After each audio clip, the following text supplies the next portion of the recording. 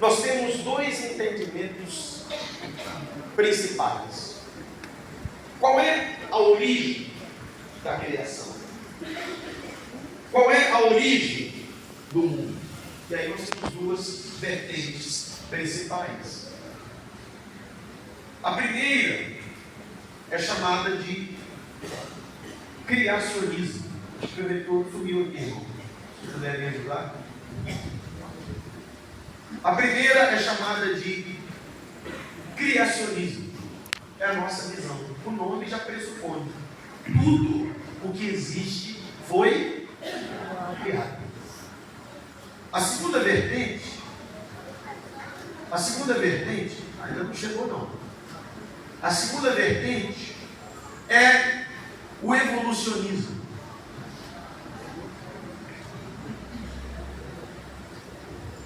A ciência secular, ela diz que tudo foi originado pelo acaso. Houve aí uma seleção natural e uma evolução das espécies. Obrigado. E uma evolução das espécies. Agora, o criacionismo pressupõe a existência de Deus. Se o universo foi criado, necessariamente se faz obrigatório a existência de um Criador. No que diz respeito a esse Criador, é aí que está a questão. Nós temos o teísmo, que a nossa percepção subscreve o criacionismo. O teísmo diz que há um Deus. O ateísmo, que geralmente subscreve a visão evolucionista, diz: não há um Deus. O prefixo a é o prefixo de negação. Teísmo, há um Deus. Ateísmo, não há Deus. E entre os dois, nós temos o quê? Jesus. Nós temos o agnosticismo. A pergunta é essa: existe um Deus? O teísmo diz que... Vamos lá, gente? Sim. O ateísmo diz: não há. Mas o agnosticismo diz: não dá para saber. O agnóstico é aquele que está no meio. Ele diz: eu não consigo saber. Ele nem se identifica como um crente, ou como alguém que crê, e nem como um cético que diz não crer. É novo. Agora, queria tanto ter sua atenção. Hoje, o evolucionismo é pregado como uma verdade científica.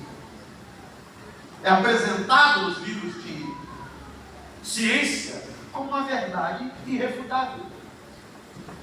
E às vezes eu percebo que alguns crentes, eles quase pedem desculpa por acreditarem em Deus. Existe aquela autoestima, ou aquela estima extremamente baixa.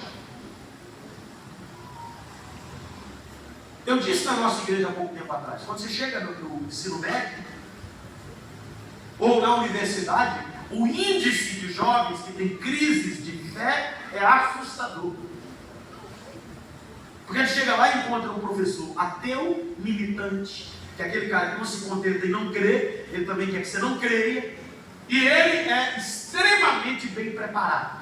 E às vezes o menino, que não quer saber de ler Bíblia, não quer saber de participar de escola bíblica dominical, não gosta de ler, tem alergia, pastor. Chega lá, toma uma surra. E com 3 meses que chega lá, vira um monstro, uma coisa. Sai do armário, a menina aparece com a cabeça meio rapada, meio rosa, meio azul. E aí vira inimigo da igreja. E eu aprendi uma coisa. Algumas vezes você perde o debate, não é porque você está errado, é porque você está mal preparado. Aqui que está a questão. Uma vez indo pregar em Patinga, eu tinha uns 16 anos de idade, eu fui do lado de um ateu. E pensa na surra que eu tomei. Eu desci naquela rodoviária de Patinga, até torto. Porque ele acabou comigo. Naquela conversa de quase 4 horas, ficou claro para mim que o ateu conhecia de Bíblia muito mais do que eu. Mas e aí, você enfrentou alguma crise de fé? Claro que não. Por que não? Porque eu conheço Deus. Amém.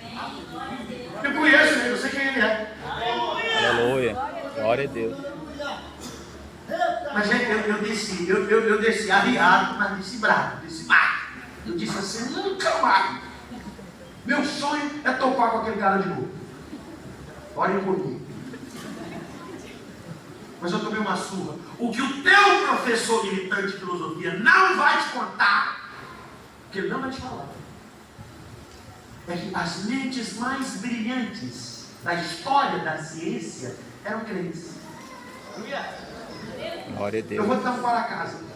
Você vai pesquisar em casa os maiores cientistas e quais deles acreditavam em Deus.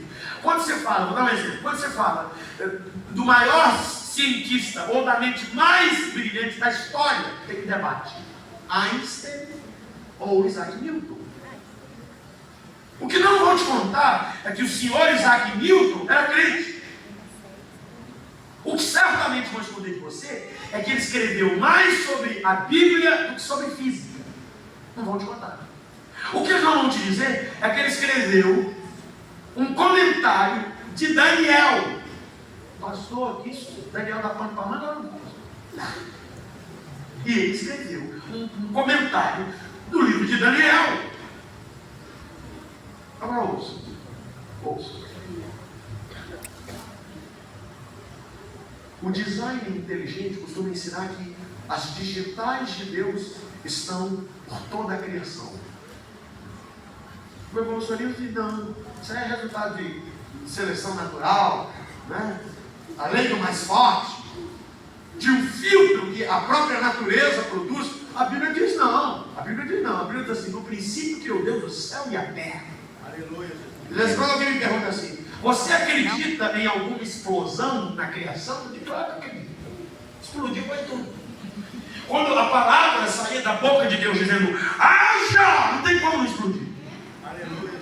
Glória a Deus. Ele criou tudo do nada. A Bíblia diz que a sua palavra é viva e eficaz. Amém. Quando ele fala, explode tudo. Explode o inferno, explode o capeta, explode tudo. Amém.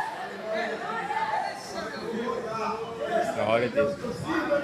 Quando a gente olha para a criação, a gente percebe algumas coisas que remetem ao Criador. Primeiro, ordem. Eu acho que é o Salmo 19 que diz: um dia discursa sobre outro dia. É ordem. Noite e dia. As estações. Irmãos, se gastam bilhões de dólares à procura de vida fora da Terra. A vida é tão preciosa que eu digo de novo, se gastam bilhões. Se acharem uma forma de vida, mesmo que primitiva, em algum lugar do planeta, vai virar notícia em todos os telejornais, em todas as revistas científicas, porque a vida é raríssima. De vez em quando alguém me pergunta assim: pastor, eu vou passar para o senhor, passar para o senhor. Existem alienígenas? Os meninos perguntam, pastor. Existem extraterrestres? Quando eu estou muito solto, eu digo: tem, eu sou um.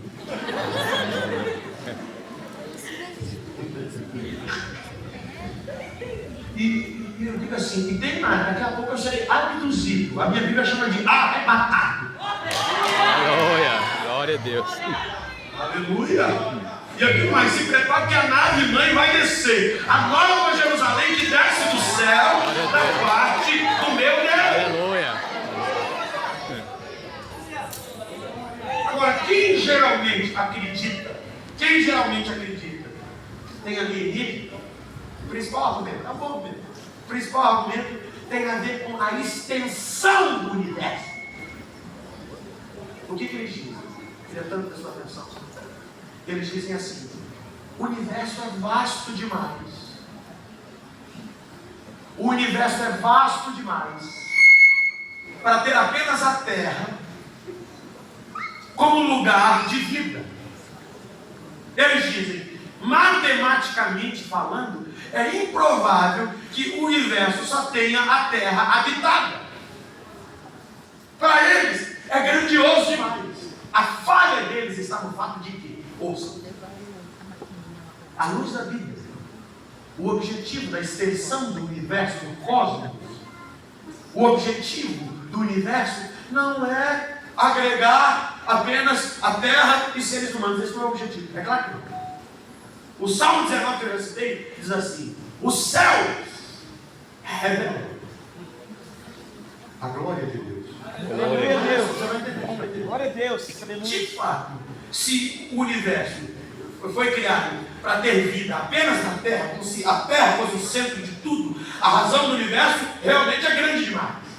Mas, se o universo foi criado para revelar a glória de Deus, ainda é tão grande assim não. Ah, vocês não entenderam. Meu Deus. Se for para ser portador da vida apenas na Terra, é grande demais. Agora, se o objetivo do universo for revelar a glória do Criador, aí eu acho pequeno. Aí tem que estar. Meu Deus. É Deus. Porque o Agostinho diz assim, Deus, se nem os céus dos céus podem te conter.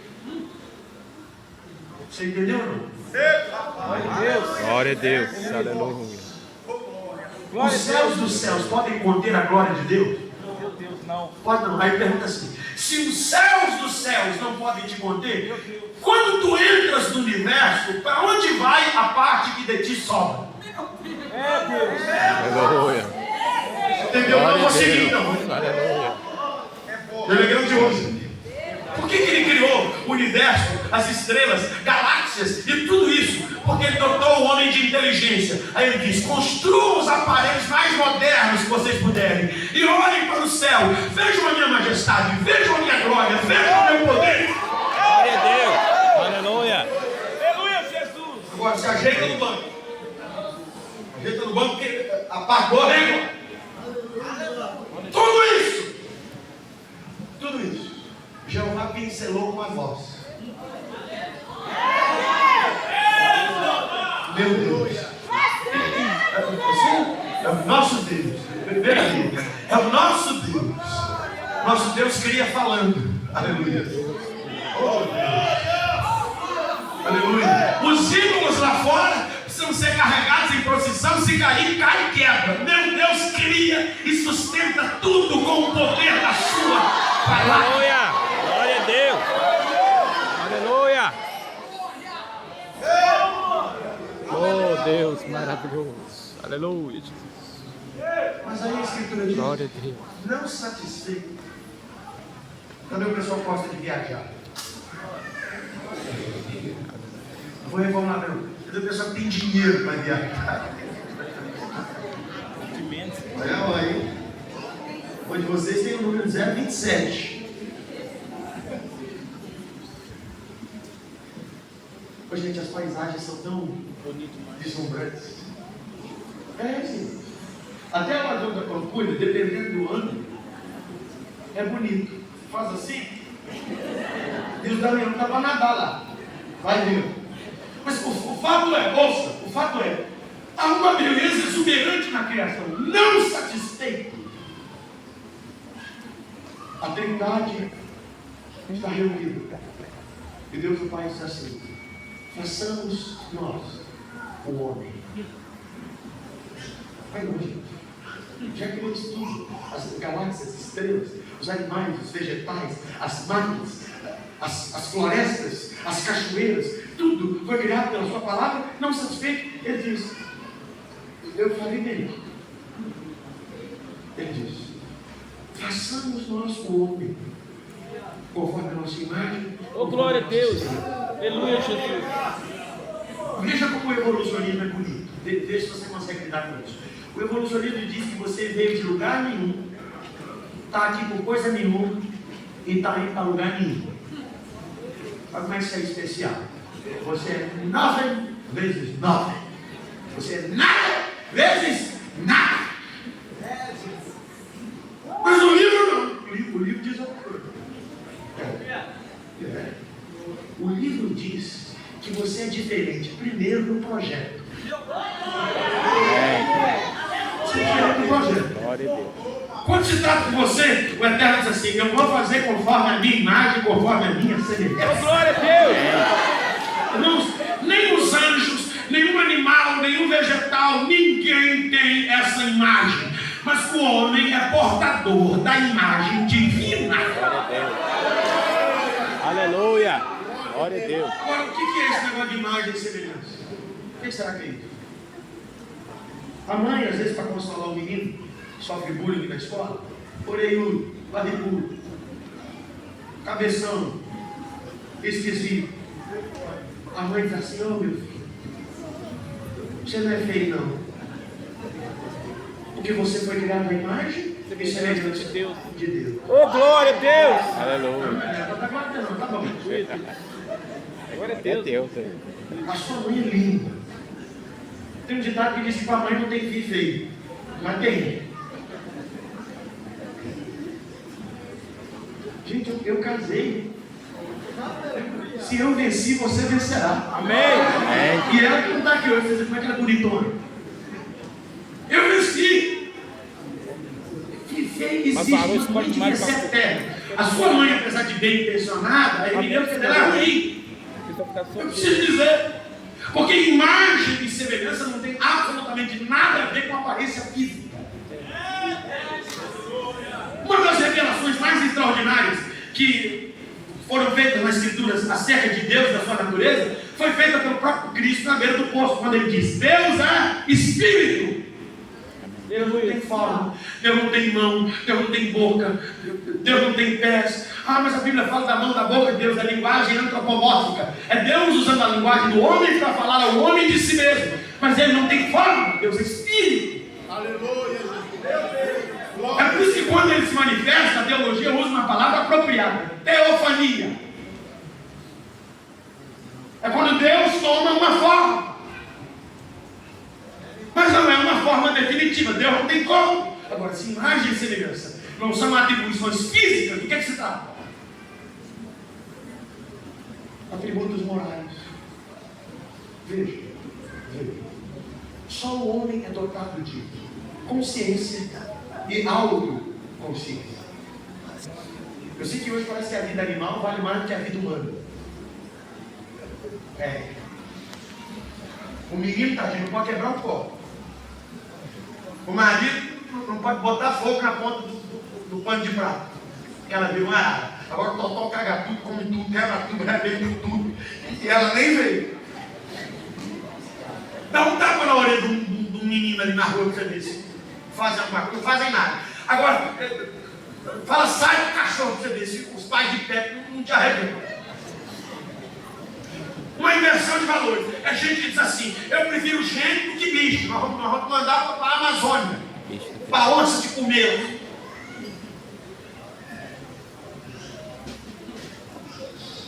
Escuta isso. Só o homem tem consciência e autoconsciência.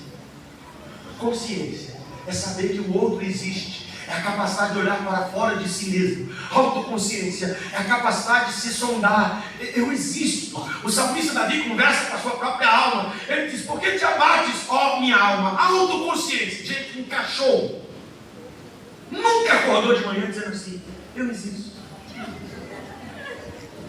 Que dia lindo! Porque o mundo animal vive por instinto. Nós vivemos com consciência. Que é outra diferença. E aqui eu encerro: criatividade. Na hora você diz assim: ah, pastor, mas tem os golfinhos dançantes. Oi? Ah, pastor, mas o macaco pega a pedrinha e bate a pedrinha na outra pedrinha. Ah, pastor, mas irmãos, pelo amor de Deus, o João de Barro é arquiteto. Observe. Desde que o primeiro João de Barro nasceu, a casa do João de Barro é exatamente como a primeira. É o meu objetivo. Veja um pouco. Criatividade. Inovação. Hoje, por exemplo, infelizmente, nós estamos na era do caixote. As casas são caixotes. Infelizmente. Mas vejam a criatividade. Como é que você vai comparar um macaco com um Beethoven? Eu vou melhorar. Como é que você vai comparar um sabiá com um Victorino Silva? Não dá para comparar. Agora, isso vem da imagem e da semelhança daquele que nos criou. Amém. Eu vim declarar aqui essa noite em Sabará que você tem valor, porque aquele que está sentado no alto e sublime trono colocou em você a sua imagem.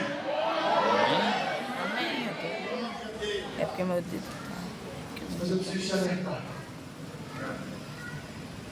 O nosso primeiro representante fracassou. Você sabe que todo o Antigo Testamento tem a ver com Jesus, sim ou não? Todo ele. Tudo que aconteceu no Antigo Testamento foi por causa de Jesus. Você lembra da batalha entre Davi e Golias? A proposta veio de Golias. Golias disse: escolham um campeão. Que Israel escolha um campeão. E se o campeão de vocês vencerem a mim, que sou o campeão dos filisteus, nós lhes seremos escravos. Mas se eu vencer o campeão de vocês, vocês nos serão por escravos. É um combate representativo. De vez em quando alguém pergunta assim: pastor, por que Adão peca e eu pago? Está aqui a resposta. Adão era o nosso representante legal, era o cabeça da nossa raça. Tudo que Adão fizesse traria implicações, não só a ele, não só a criação, mas também a nós. E no embate com a antiga serpente, o nosso primeiro representante fracassou. E como resultado, nós nos tornamos escravos do pecado, sentenciados à morte. O que isso significa? Que a imagem de Deus em nós foi deturpada. A teologia usa a expressão depravação total. O que é depravação total? Depravação total não significa que o homem é tão mau quanto possa ser. Isso é errado. Ninguém é tão mau quanto pode ser.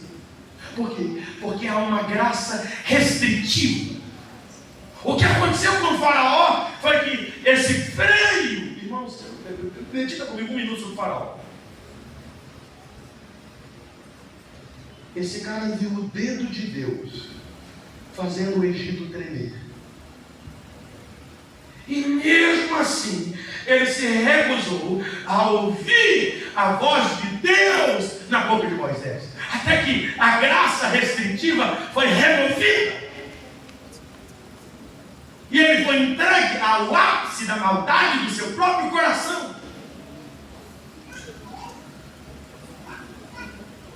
Mas o mundo não é tão mal quanto pode ser. Porque se o mundo for tão mal quanto pode ser, se a graça restritiva for removida, o mundo se tornará um verdadeiro inferno. Há uma graça que restringe.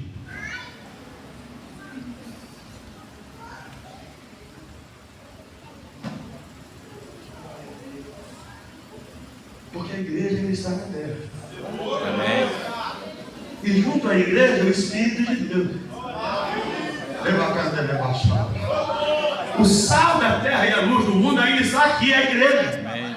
Você lembra que sal é para dar sabor e para preservar. Nós ainda estamos aqui. E o Espírito de Deus em nós que restringe a maldade desse mundo. Amém. Glória a Deus. Mas ouça,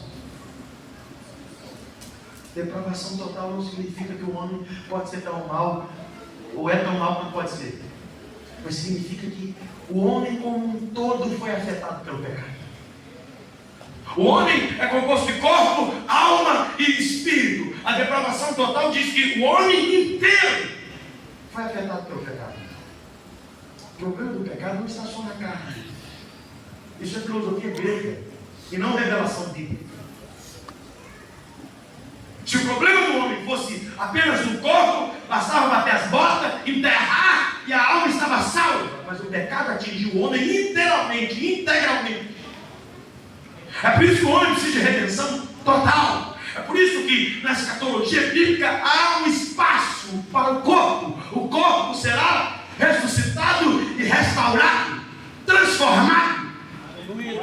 Que a redenção é integral, porque a queda é integral.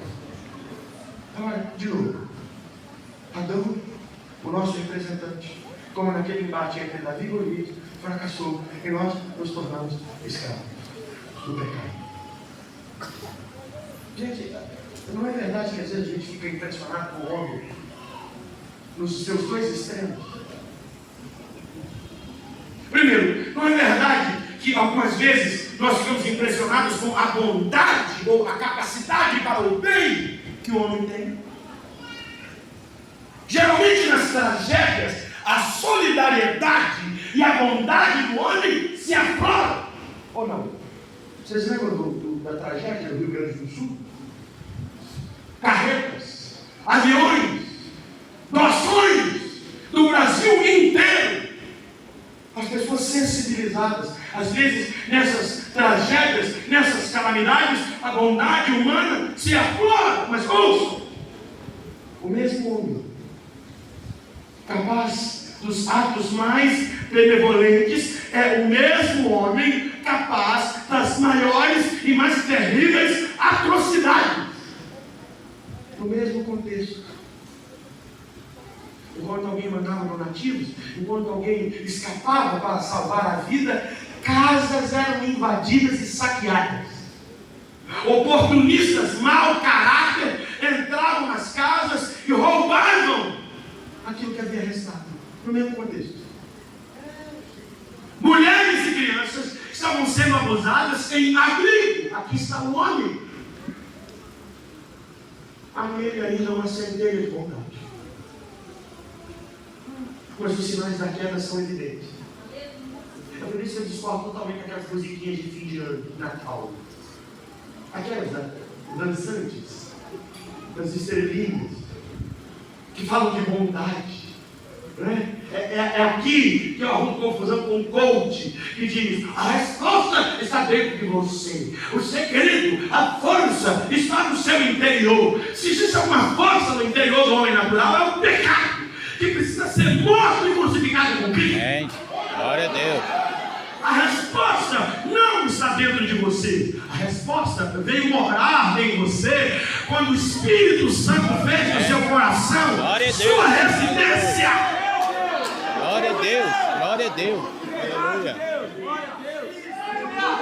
Está escrito que é o Espírito quem convence o homem do pecado, da justiça e do juízo.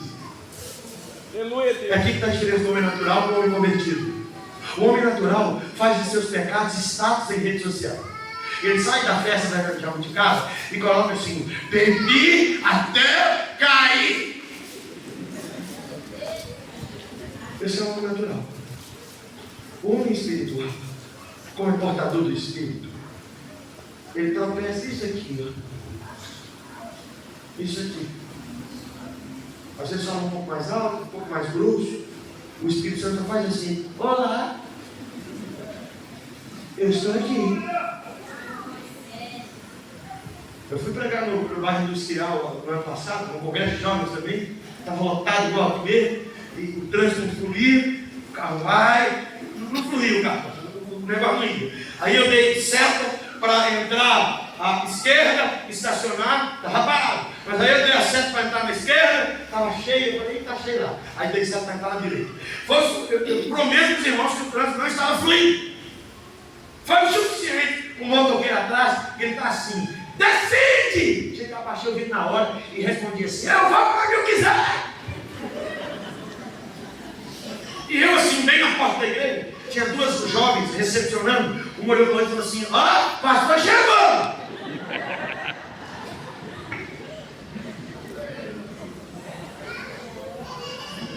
Eu fui estacionando um carro assim. Eu estacionei o carro assim: não, meu Deus, misericórdia. Olha para cá. Vem, Fabiano. Olha para cá. Mas há esse Espírito em nós. Amém, Jesus. Glória a Deus. Agora, eu vou te dar uma das razões pelas quais o diabo te odeia. Por que é que o diabo me odeia? Ouçam. O diabo te odeia porque você é portador da imagem de Deus. Amém, Jesus. Glória a Deus. O diabo de anjo de luz virou capeta porque quis ser igual a Deus. Alguém disse, eu não estou afirmando isso, pastor, mas alguém disse que Miguel foi criado aí. O diabo quis se revelar dizendo: eu quero ser semelhante ao Altíssimo, colocarei o meu trono acima do dele. E Miguel, por acaso, meu irmão, significa não há outro como Deus. Glória a Deus. Glória a Deus. O diabo diz: eu quero ser como o Altíssimo, eu quero colocar o meu trono acima. Aí ele liga: não há outro como Deus. Porém, Deus colocou em você a sua imagem e a sua semelhança. Eu vou te dar mais uma razão para você saber por que é que o diabo lhe odeia. O diabo te odeia porque mesmo depois da queda há algo em nós que é dele. O que você está dizendo? Eu estou dizendo que o cara na cachaça, na prostituição, na jabuticaba, esse pessoal ainda tem algo que veio do eterno. E quando o diabo olha para essa gente, ele se lembra do Altíssimo. Glória a Deus.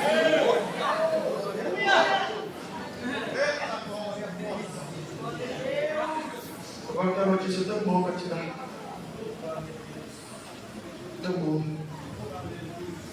O nosso primeiro representante naquele embate representativo caiu e a nossa imagem foi deturpada. Nós fomos expulsos do jardim da comunhão. Mas está escrito que na plenitude dos tempos, Glória a Deus. na plenitude dos tempos, o nosso grande campeão Amém. chegou. Glória a Deus. Foi lindo. O Eterno já havia avisado. Quando Adão caiu, pastor, e através da sua queda, a tragédia dele, o Eterno avisou: nascerá um da semente da mulher. Vocês estão aí? O Eterno avisou lá no Éden, depois da queda: um campeão nascerá. Glória a Deus. Ele será ferido no seu calcanhar, mas esmagará a cabeça da serpente. Glória a Deus.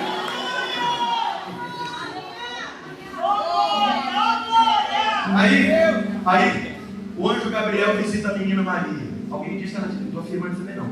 Alguém disse que ela tinha no máximo 16 anos. A menina. O anjo Gabriel visita ela e diz assim: salve, agraciada. A menina quase infarta. A gente não deve colocar a Maria em cima de mais nem embaixo de mais. Tem um lugar assim sério. Qual que é o lugar dela? Servo do Senhor. Não tá não. Servo do Senhor. Tá bom. Porque se ela fosse muito especial, quando Gabriel aparecesse, ela ia dizer assim: Gabi, que demora é essa? Gabi é intimidade. Ela está te esperando aqui, ó. Você demorou demais, né? Mas a menina está completamente alheia, ela não sabe nada. Quando Gabriel aparece, ele diz: salve, agraciada, cheia de graça. Por quê? Porque ela vai gerar, ou ela vai portar aquele que será gerado pelo Espírito. Tem que ser agraciado, não tem jeito. Mas ele diz: salve, agraciada, eu tenho um recado para te dar. Você vai ser mamãe. Gente, ela diz: mas moço! Gente, naquela cultura, isso estava pesado. Ela disse: mas moço, eu não sou nem casada. Ela está dizendo: eu só conheço um jeito disso acontecer, eu não sou nem casada. A minha mãe tem que explicar. Se eu estivesse lá, eu ia dizer para ela: você não lê Bíblia, não, trem?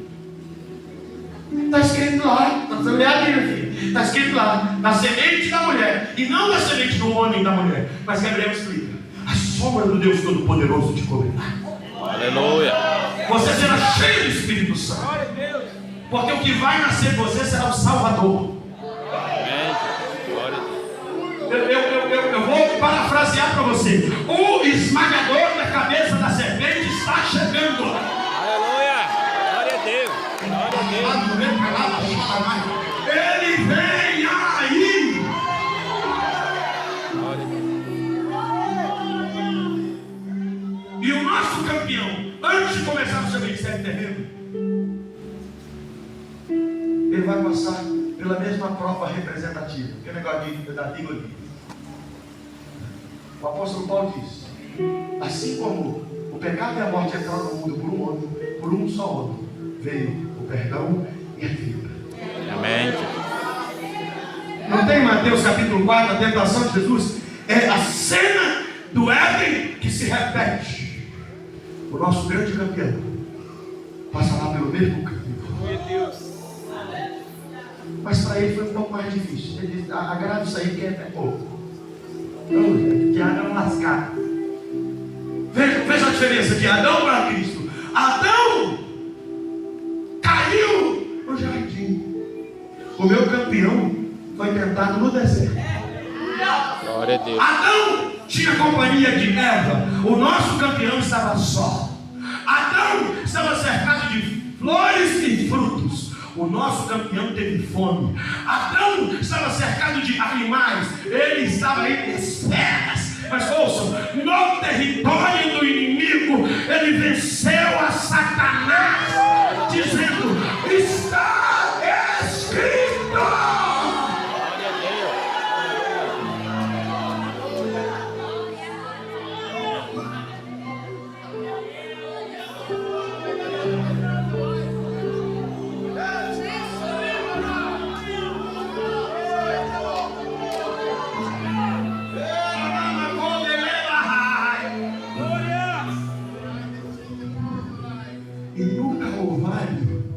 No Calvário, ele sacramentou a sua vitória. No Calvário, a sua última palavra, o seu brado foi: está consumado. Amém. Você sabe o que significa estar consumado? Sabe como você fica? Eu paguei tudo. Glória a Deus. Você Glória a ouviu? Deus. Ele pagou tudo. Aleluia. A cédula que era contra nós foi anulada. A dívida foi paga. Lá baixou o carro. E a notícia boa que eu tenho para te dar é: quando ele brada no Calvário, o véu do templo se rasgou de alto a baixo. Quando Adão pecou e o homem foi removido do Éden, uma espada flamejante que se removia foi colocada na entrada. Querubins foram colocados na entrada do caminho. Mas quando ele brada: está consumado, está pago, o Pai responde: eu aceito o seu sacrifício. E qual é a prova que o sacrifício foi aceito? O véu foi rasgado. É como se o Eterno tivesse dito: querubins, abra o caminho. Amém, Jesus. Porque o preço foi pago e o homem pode entrar agora na minha presença. Tão boa qualidade, tem uma notícia ainda melhor. Por meio do nosso grande campeão, não apenas os nossos pecados foram perdoados, mas aconteceu mais. Pastor, o que pode ser melhor que perdão de pecados? Você está pronto? Quando a gente diz que Adão era perfeito, no Éden, antes da queda, nós não estamos falando de perfeição absoluta, claro que não. Não se trata da perfeição divina. Deus não melhora, gente. Sabe que Deus faz bem, né? Deus não melhora. Deus amanhã não vai ser melhor do que hoje. Olha isso.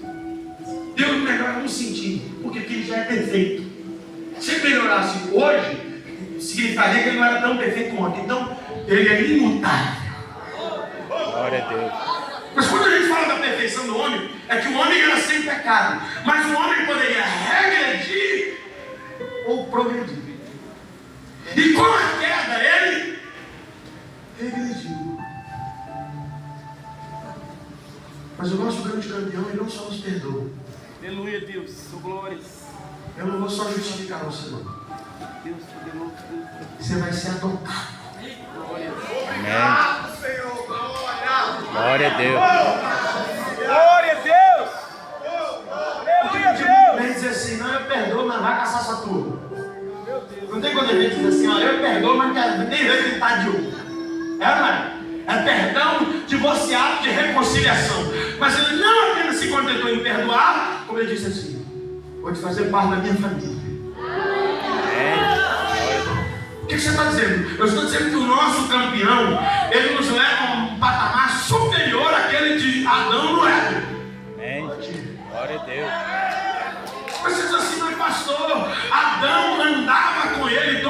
jardim. Mas você, quando a trombeta tocar, vai morar com ele no céu. Levanta as suas mãos e adora, Samará. Eu vim te lembrar essa noite que você não é mais bastardo nem criatura. Você é filho.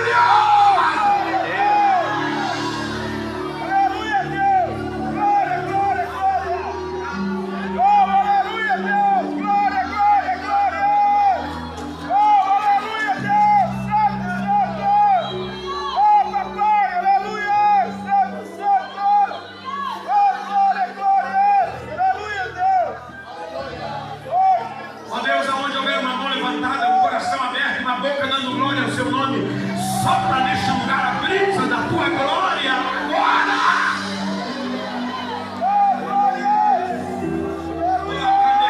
Abra a sua boca. Adore aquele que te faz filho. Adore aquele que resgatou a nossa alma. Adore o nosso campeão.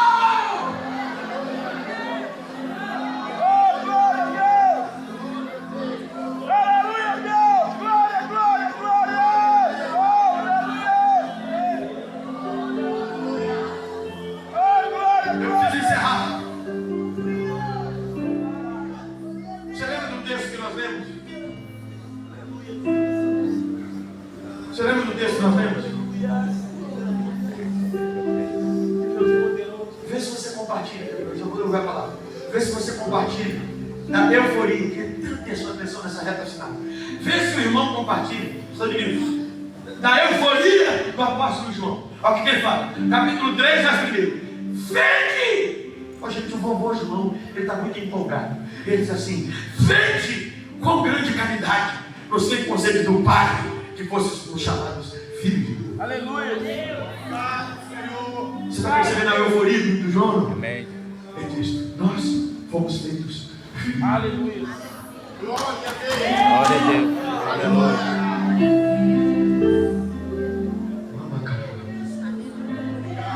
Obrigado, Deus. Obrigado, Deus. Aleluia. Aí você diz assim: vai para mim. Você diz assim: ah, mas eu sou mesmo filho de Deus. Eu sou mesmo filho de Deus. Porque eu ainda moro no barraco. Será que eu sou mesmo filho de Deus? Eu ainda tenho uma enfermidade que me assola há tantos anos. Aí o vovô João continua. Ele diz assim: amados, ele confirma, agora somos filhos de Deus. E ainda não é manifestado o que devemos de ser. Glória a Deus. Mas sabemos que quando ele se manifestar, seremos semelhantes.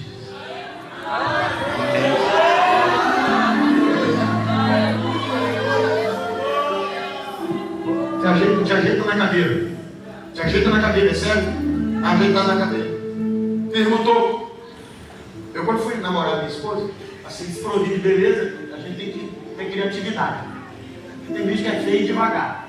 Eu disse para ela: minha irmã, você tem a oportunidade de casar com um herdeiro da família real do universo. Ela dizia: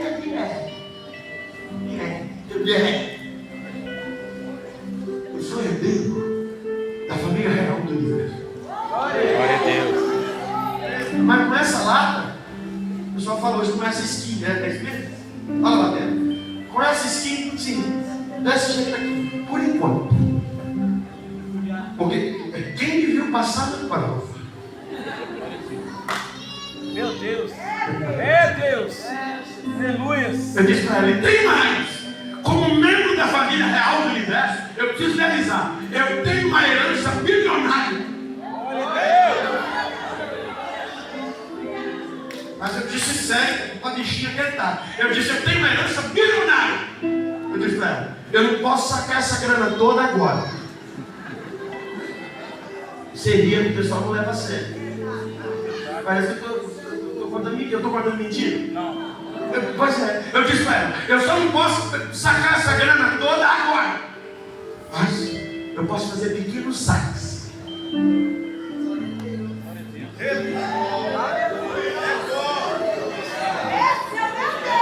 Meu Deus! E eu vou lhe ensinar a fazer o história. Vou lhe ensinar e vou ensinar os nossos meninos a usar esse cartão. E ensinei. Como é que é? Assim, ó. Faz assim. Dá na grande ali, não. E tem lá que a batata tá querendo um vestido novo, é só dobrar o joelho. A Aurora veio, o negócio estava meio arrochado, é só dobrar o joelhinho, que o berço aparece, que o carrinho aparece, que a roupinha aparece.